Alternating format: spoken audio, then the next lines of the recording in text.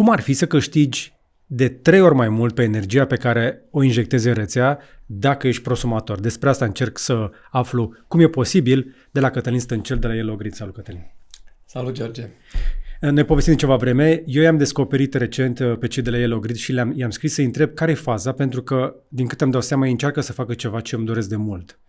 Să ne ajute pe noi prosumatorii, cei care ne-am pus panouri pe casă, să fim mai bine plătiți pentru energia de pe casele noastre. Cum se întâmplă asta? Bun, deci în primul rând ce face Yellow Grid, aduce mecanismele care le au la dispoziție furnizorii de energie, le aduce în rândul prosumatorului prin digitalizare. De ce de 3 ori mai mult? Dacă ne uităm, profiturile furnizorilor de energie sunt de la 100% în sus. Asta înseamnă că prețul energiei este bun, nu este neapărat rău cum se plâng furnizorii în timpul zilei că prețul e negativ și așa mai departe. Ei reușind să facă foarte mult profit din vânzarea de energie electrică. Yellow Grid ce își propune e să aducă acele mecanisme și anume partea de trading pe piețele de energie, să o aducă și să o pună la dispoziția prosumatorului. Cum facem lucrul ăsta? Printr-un procedeu care se numește agregare tehnică.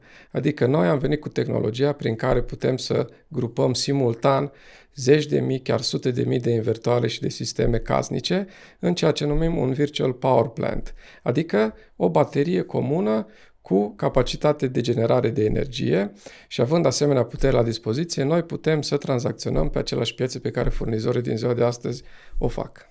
Ca să vă dați seama cât de excitați sunt de ideea asta, eu aștept de foarte multă vreme să apară în România un Virtual Power Plant, adică chestia asta pe care o vedeți în spate. Și hai să vă explicăm un pic conceptul de Virtual Power Plant, ca să vedeți de ce îmi doresc atât de mult chestia asta în România, încât am luat legătura cu cei de la Yellow Grid și am zis că trebuie neapărat să prezentăm povestea asta. Eu îmi doresc să devin partea unei astfel de operațiuni, pentru că pur și simplu am panouri pe casă de 7-8 ani deja și mă gândesc câți bani s-au irosit, de fapt câți bani au făcut de pe urma mea furnizorii în loc să fac și eu. Da? Într-o economie în care casele noastre încep să producă mai mult decât consumă, ar trebui ca diferența aia de rentabilitate să ajungă aici la teșcherea. Și atunci, hai să explicăm oamenilor în primul rând ce este acest Virtual Power Plant. Băgăm cuvinte noi în vocabular, așadar Virtual Power Plant, VPP sau centrală electrică virtuală. O să ne obișnuim să-i spunem în engleză de aici înainte, ca să fie mai ușor de urmărit. E mai greu de tradus VPP-ul în română, dar ăsta e principiul. Cum funcționează? Nu-i foarte complicat. Echipamentele care se instalează într-un sistem fotovoltaic sunt compuse din mai multe produse, să spun așa. Partea de panouri, partea de invertor și partea de baterie. Iarăși important, noi aici ne adresăm prosumatorilor cu capacitate de stocare, pentru că a face acest VPP înseamnă că tu poți controla modul în care curge energia, adică din panouri să meargă în rețea sau în baterie și noi să putem controla acest proces pentru a avea cel mai mare avantaj în partea de trading, adică noi să identificăm orele cu cel mai bun preț și noi să putem să ducem curent în baterie când prețul e mic și să-l scoatem din baterie și din panouri. Vedeți că deja începe să se îngusteze puțin operațiunea. Este pentru prosumatori care au și baterie. De ce baterie? Pentru că dacă te lupți pe piața unde toată lumea injectează din fotovoltaice, vei avea o problemă, te vei întâlni cu foarte multă ofertă și atunci e greu să faci tranzacționare rentabilă. Da, e greu și majoritatea parcurilor fotovoltaice au venit cu finanțare europeană și atunci prețurile, comparativ cu un sistem pe care noi îl cumpărăm cu banii noștri, sunt un pic în defavoarea prosumatorului dacă ar fi să discutăm doar de panouri versus panouri. În schimb, cu tehnologie și cu capacitate de stocare, noi putem să fim foarte competitivi pe piețele de energie, cum spuneau. Și acum, să revin un pic cum funcționează acest VPP. Invertorul respectiv este produsul din casa omului care controlează aceste fluxuri de energie. Iar acel invertor, noi îl reușim să-l controlăm cu ce numim noi Yellow Box. Este un aparat micuț care se conectează în invertor și are o cartelă 4G prin care noi oferim o conectivitate sigură prin parteneriat cu cei de la Orange și putem să controlăm aceste invertoare simultan. Ca să-ți dau un exemplu, pe piața energetică, tranzacțiile se fac ori orar, ori la 15 minute. Noi, în fiecare oră, trebuie să spunem, să dăm sau să preluăm o cantitate de energie pe care în prealabil am stabilit-o. Adică am depus o ofertă, dacă am câștigat, o să zic noi, trebuie să livrăm 1 megawatt, trebuie să-i dăm drumul la exact 1 megawatt, altfel suntem penalizați de dezechilibrare. În schimb, sistemul nostru având acel yellow box, noi putem să scoatem din sute, mii, zeci de mii de invertoare, cantitatea exact care am spus că vrem să o dăm pe piața liberă. Așadar, hai să traduc încă o dată. Imaginați-vă că împreună, mii de baterii, devenim o fabrică de energie care poate să-ți dea energie la cerere, pe care, dacă ne punem toți la un loc, o putem vinde pe bursă când sistemul are nevoie de ea, nu când e ieftină. Da. Mare atenție, asta e șmecheria. Ne întoarcem la imaginea asta pe care am folosit aici în spate ca să înțelegeți cum funcționează. Așadar, da, parcurile fotovoltaice, cele pe care le vedeți în colțul din dreapta sus, lângă eoliene acolo, vedeți și eoliene și panouri fotovoltaice, astea pot funcționa împreună cu baterii, încă nu au toate, dar vor începe să apară pentru că și ei vor vrea o felie din piața asta care este mult mai rentabilă. Până când își pun cei din parcurile fotovoltaice sau pe lângă eoliene baterii, avem oportunitatea noi ăștia cu casele pe care avem panouri și avem și mașini electrice și să vorbim despre ele un pic mai încolo, pentru că asta e iarăși o chestie importantă. Avem capacitatea așadar nu doar să producem, ci și să stocăm în niște baterii în casele noastre și să băgăm în liniile astea de înaltă, adică în rețea, energie atunci când e nevoie de ea. Și aici apare diferența de rentabilitate de care vorbeam. Cât de mult poate să fluctueze prețul pe bursă între, să zicem, suntem la amiază, da? Energia e cea mai ieftină la amiază. De ce? Se consumă mult mai puțin decât se produce. Și atunci când e mai rentabilă? Că nici noaptea nu este scumpă. Cel mai rentabil e intervalul 7-10 seara. Okay. Atunci lumea vine acasă și crește necesarul de energie, fiind seară, producția de energie, în special din fotovoltaice, scade. Prețul energiei la fotovoltaice, în special în weekend, în mijlocul zilei, când e soare, tinde acum să o ducă către un traseu negativ, adică trebuie să plătești pe cineva ca să-ți înmagazineze energia. Și la noi? Și la noi, da. Și la noi, dacă vă uitați, datele sunt publice pe PZO.com, putem să vedem în fiecare zi, cu o zi înainte. Adică astăzi putem vedea prețurile care sunt pe PZO pe mâine, pe toate cele 24. Sigur. Ia să vedem. Deci cum ai zis, PZO.com. PZO.com. Bun. Adică piața pentru ziua următoare. Da. Astea sunt prețurile care s-au încheiat pe ziua de mâine. Și astea sunt prețurile din timpul săptămânii. Dacă te duci, de exemplu, să vedem prețurile de duminică. Uite, n-a fost chiar negativ. Chiar negative, cred că sâmbătă a fost. Dar a fost de 8 ori mai ieftină decât... de 12 ori mai ieftin decât la ora 21. Da. Deci, mă uit aici pe grafic, la ora 12 se oferă 75 de lei pe 1 megawatt-oră. Da. Adică mai nimic, e aproape zero. Mai nimic și Yellow Grid, noi ce facem în situații de genul ăsta, acolo unde consumăm... Stai că a fost și mai ieftin. Uite, la ora 14 se ofereau 38 de lei și 54 de bani pe 1 megawatt. Au fost zile în care a fost și 50, minus 100 de lei pe megawatt. Adică în cazurile respective, noi suntem plătiți dacă folosim bateriile să înmagazinăm energia respectivă. Asta e unul din modurile în care noi tranzacționăm în numele prosumatorilor, PZO ne fiind singura piață. Pe lângă PZO mai avem piața intraday, unde pe PZO, practic, noi depunem ofertele cu o zi înainte.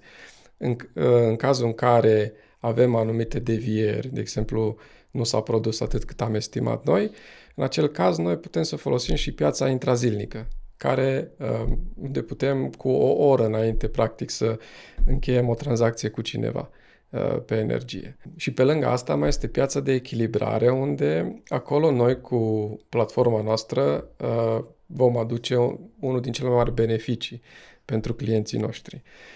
Ce înseamnă echilibrare? Înseamnă că dacă noi, cum am dat exemplu, trebuia să oferim 1 megawatt în rețea, dacă noi am reușit doar 500 de kW, suntem considerați dezechilibrați cu 500 de kW. Dar dacă rețeaua era supraîncărcată și la balansare Transelectrica a stabilit un preț negativ pe echilibrare, însemnând că trebuie să absoarbă cineva curentul respectiv, cei 500 de kW care noi nu i-am emis sunt considerați ca și un lucru bun și suntem plătiți pentru asta. Așa funcționează piața de echilibrare. Piața de echilibrare e destul de sofisticată, dar este foarte bănoasă. Sunt extrem de mulți bani acolo dintr-un motiv pe care puțină lume îl înțelege foarte clar.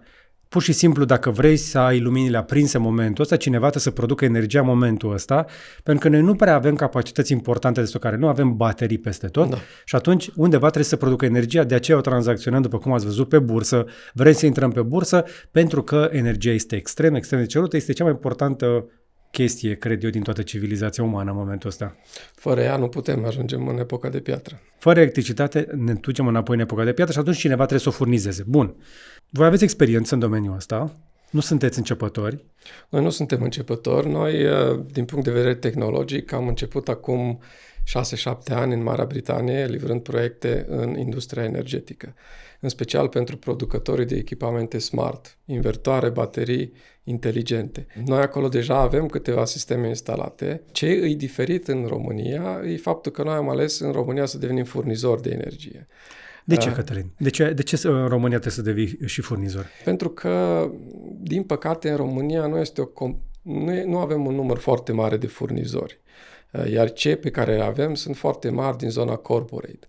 Noi am încercat să rămânem doar o firmă de tehnologie și am încercat să avem un parteneriat cu furnizorii existenți în România.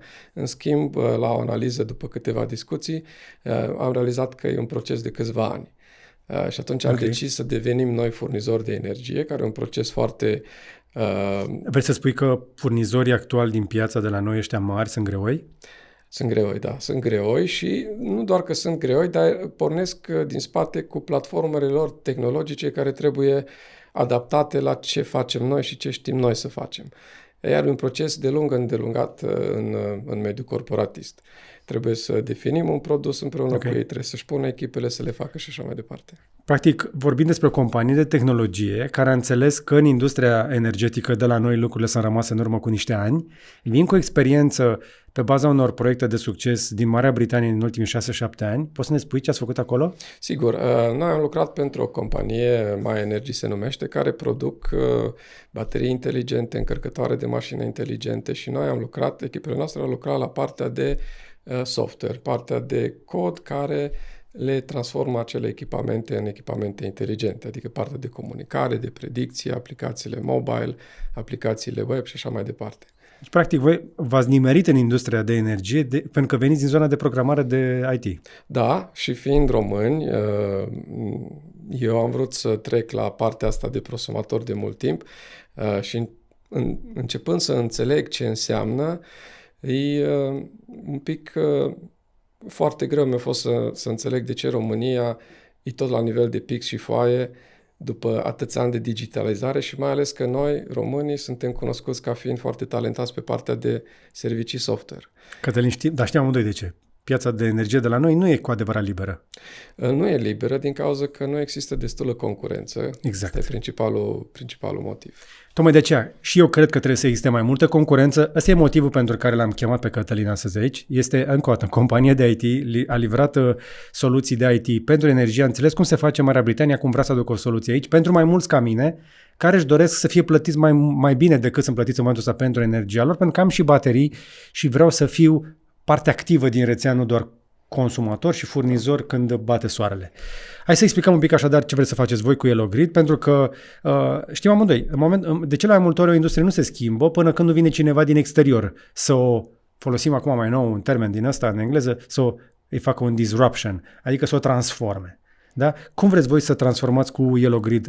De ce vreți să deveniți furnizor? În primul rând am înțeles că nu este destulă competiție și trebuie să deveniți și furnizor. Nu vă e teamă că vă complicați în România cu business-ul ăsta de furnizare de energie? Acum gândurile că nu se poate, tot timpul vor fi acolo. În schimb, dacă nu încercăm, nu o să știm niciodată cu adevărat. Noi am fost plăcut surprinși că totuși, deși sunt multe mituri că e foarte greu să devii furnizor de energie, am ajuns la concluzia că nu sunt.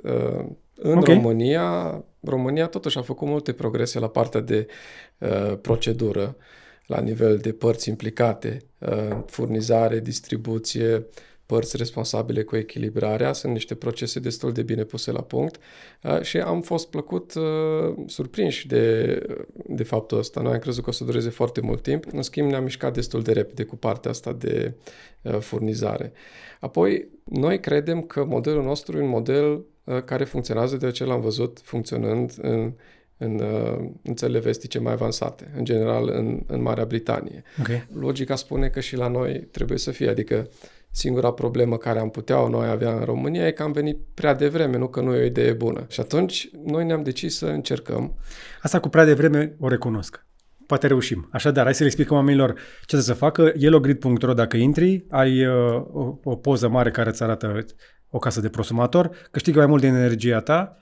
Îți mai zice aici că ai tarife dezavantajoase, o știm cu toții, plăți întârziate, o știm cu toții și transparență redusă, oh boy. Da. Da? Și acum ai un pic de descriere a sistemului, exact ce spuneam, dar voi oferiți ca furnizor, nu vreți să fiți doar un intermediar de energie, voi veni și cu niște soluții hardware. Noi venim cu niște soluții hardware, iarăși personal am avut ocazia să-i ajut pe părinții mei să-și achiziționeze un sistem. Discutând cu ei mult timp, am ajuns la concluzia că foarte greu e pentru cineva în România să ia o decizie. Da. Ce anume e bun și ce anume nu e bun. Trăim într-o lume în care marketingul nu neapărat în relație de 1 la 1 cu realitatea. Și atunci, pentru cei care doresc o ofertă din partea Yellowgrid, noi am venit cu câteva opțiuni de sisteme. Noi modificăm website-ul destul de des. Aici ce avem sunt doar o parte. În schimb, vom avea, începând de săptămâna viitoare, mai multe produse și instalări care s-au făcut. Oferiți nu doar panouri, ca să e ușor. Da. Panourile fotovoltaice sunt ușor de găsit. Văd că oferiți și niște baterii și niște invertoare. Asta e o chestie pe care am mai văzut-o și la alți furnizori. Am colaboratori care din asta trăiesc. Voi veniți însă și cu o soluție de software peste toată chestia asta. Da, adică noi ce comercializăm sunt produse testate și integrarea cu Yellowbox-ul și platforma noastră e testată. Încet vom face implementarea pentru toate modelele de invertoare existente în România, să zic, care sunt mai importante. Acum noi lucrăm cu Huawei, cu DE, mai puțin cunoscut e marca Solax și ne îndreptăm către Victron, Fronius, Solis. Chiar am întrebat și sunt curioși și dornici și să înțeleagă mai bine ce faceți, pentru că, exact cum ai zis, este foarte devreme și soluția voastră e cumva agnostică de marcă. Nu vă interesează foarte mult cum se numește brandul, important este să poți să controlezi când stochezi și când bagi în rețea. Așa e, și asta vine iarăși din experiența noastră din Marea Britanie, unde am văzut că se investește foarte mult în a face anumite produse inteligente și atunci producătorul încarcă foarte mult prețul bateriei din cauza că a lucrat foarte mult la partea asta de inteligență. Gândindu-ne la România, noi am venit cu soluția Yellowbox, prin care putem transforma aproape orice invertor într-un invertor inteligent de gama Tesla, BYD sau alte invertoare care sunt mai avansate și au mult software pe el. Și atunci, în loc să plătești foarte mult pe asemenea echipament, tu poți, să spun eu, cu o gamă mai acceptabilă cum e DE și baterii mai acceptabile cum sunt cele la Base & Green care le comercializăm noi precum și altele, sistemul respectiv comportându-se exact ca și un sistem foarte inteligent de la alți producători. Practic voi luați și puneți un creier peste o instalație existentă. Da. Atât de simplu. E atât de simplu, creierul peste instalație, pentru că invertoarele pot fi controlate prin portul serial. Cam așa fac și producătorii, dacă știm, cam fiecare invertor are un dongle. Acel dongle, de fapt, e cum avem noi cutiuța noastră Yellowbox, dongle-ul respectiv îi dă comenzi de bază invertorului. Da. Acum am mai auzit de niște producători care au încă un dongle de care nu știe nimeni din ele. Știi că a fost scandal un pic internațional. Trebuie să aveți un pic atent și la chestiile astea. Bun, le explicăm oamenilor așadar, dacă vreți să intrați în aventura asta, lucrurile încă nu sunt pornite complet. Voi abia stați în faza în care deveniți furnizor în august? Noi avem licența de furnizare, noi suntem furnizor. În schimb, dar mă pot înscrie acum la voi dacă vreau? Înscrierea din 21 iulie. Ok, din 21 iulie 2025 poți să înscrii la Yellowgrid să ți le ca furnizor. Tehnic, lumea se poate înscrie și acum, dar noi, adresându-ne prosumatorilor, în prima tură dorim să mergem pe bază de invitație. Adică 70-100 de prosumatori, îi luăm în faza 1, ca să putem să testăm și să demonstrăm și să aducem transparență asupra datelor și asupra rezultatelor. Ei sunt mai mult family and friends, dar ca să oferim această transparență oamenilor să nu fie un lucru care aduce confuzie mai mare pe piața energetică. Oamenii să știe la ce se înhămează. Eu deja am trecut prin chestia asta, aplici pentru instalare, îți pui datele și te înscrii, atât de simplu. Da, iarăși revenind la foaie și pix, noi am vrut să digitalizăm tot procesul de la vreau să mă înscriu ca să vorbesc cu cineva, un om care noi sunăm pe toată lumea, să discutăm despre casă, despre panouri, despre problemele care sunt orientare, să explicăm omului exact ce ar trebui să facă. Absolut nicio supărare dacă pe baza discuției clienții noștri vor să-și achiziționeze echipamentul din altă parte. De multe ori mai sunt reduceri, găsești 20% mai ieftin. Plus că partea de montaj este foarte valoroasă. Din experiența mea de lucru, spre exemplu, cu cei de la Darcom, am înțeles că suntem în punctul în care manopera este mai costisitoare și mai complicată decât materialele.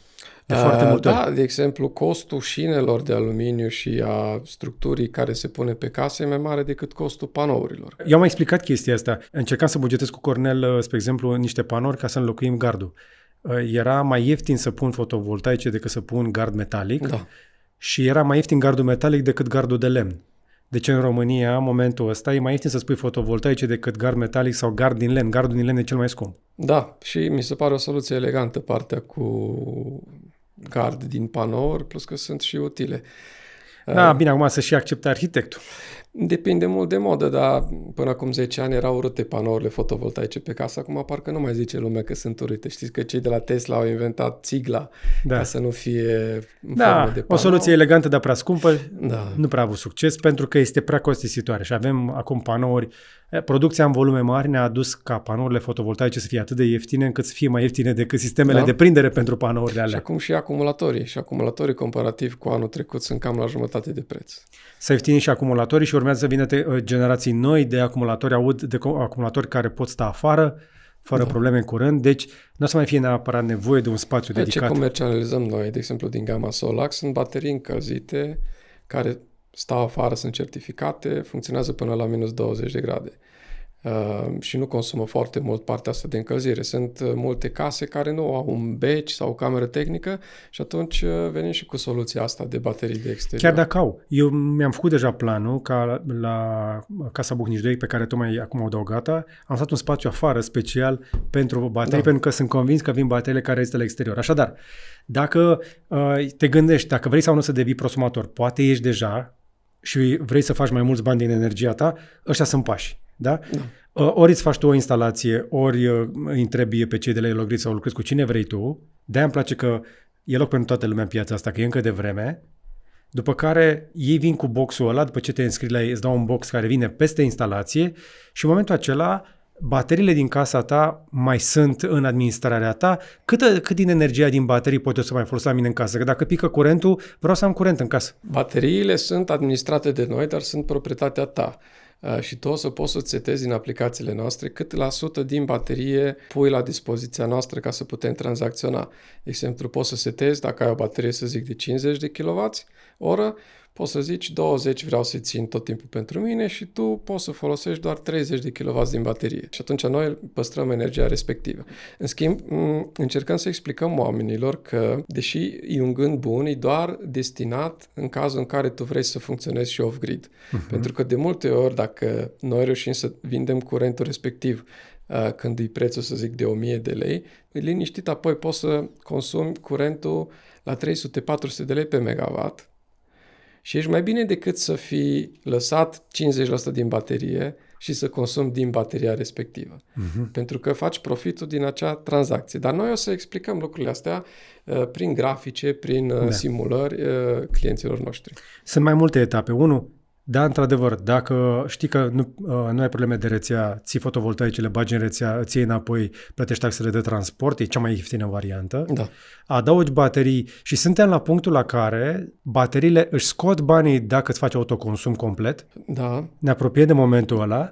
Dacă vrei să faci și mai mulți bani, oferi din bateria ta o anumită capacitate pe care Yellow Grid în cazul ăsta să o tranzacționeze în numele tău. Și aici foarte important de înțeles că bateriile aduc venit și când vindem, dar și când înmagazinăm o energie. Avem 2-4 luni pe an în care panourile nu produc nimic. Lunile decembrie, ianuarie, oricât îți pui, tu nu o să ai poate un 5-10% din capacitatea lor. În acel sezon iarna, noi folosim bateria ca să o încărcăm când e cel mai mic preț de pe PZU. Și atunci nu plătești 1,50 lei, 2 lei cât e acum curentul, că plătești prețuri care le-am văzut acolo pe PZU.com, la care se mai adaugă și transportul, dar ajungi să plătești jumătate și energia pe care o înmagazinezi. Practic stai la până când bate vântul, da.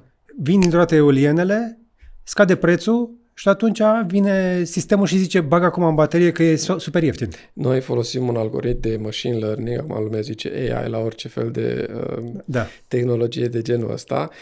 Noi folosim date meteo și datele istorice pe ultimii 8 ani de zile ca să putem prezice când prețurile vor fi mai bune. Dar știi că au cei de la DeepMind acum un model meteorologic foarte avansat, chiar pe inteligență artificială.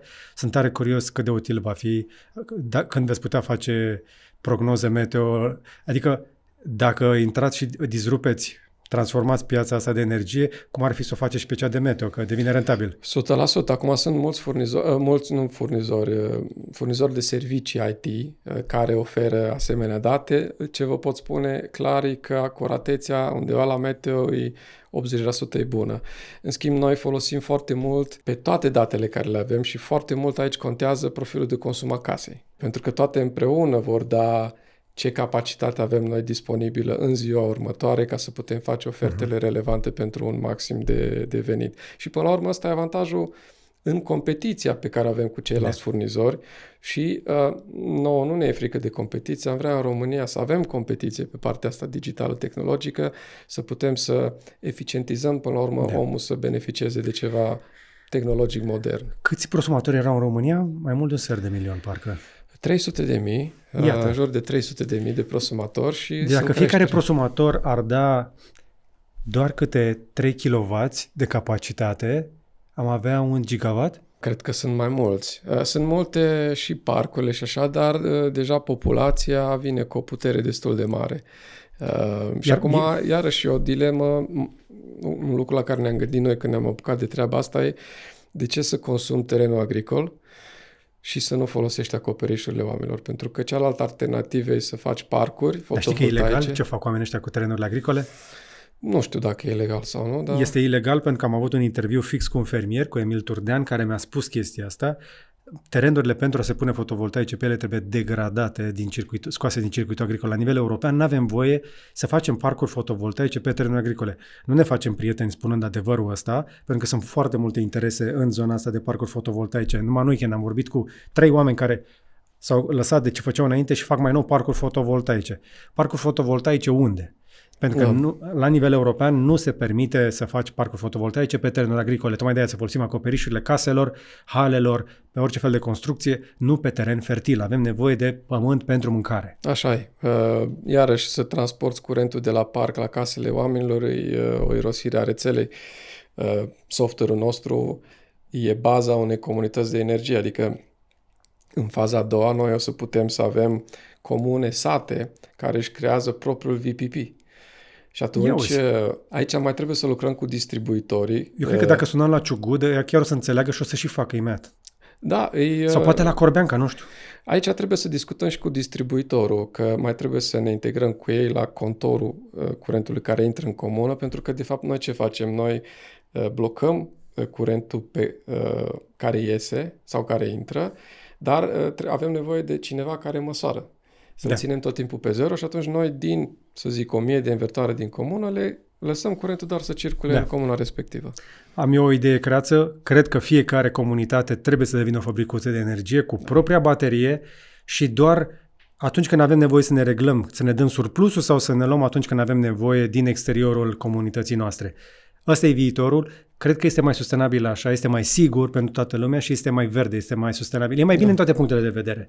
Așa arată viitorul. Ce ați auzit aici pare o conversație din 2035, dar se întâmplă în 2025 și sunt tare bucuros ca să stăm de vorbă cu CEO-ul și fondatorul de la EloGrid aici în studio, care a venit special să vă povestim despre lucrul ăsta. Intrăm într-o colaborare de astăzi, dar eu mi-am dorit foarte mult să stau de vorbă cu ei și sper că ce ați aflat astăzi să vă dea un pic de inspirație, să vă pună pe gânduri, faceți-vă research-ul și vedeți dacă este pentru voi. Da?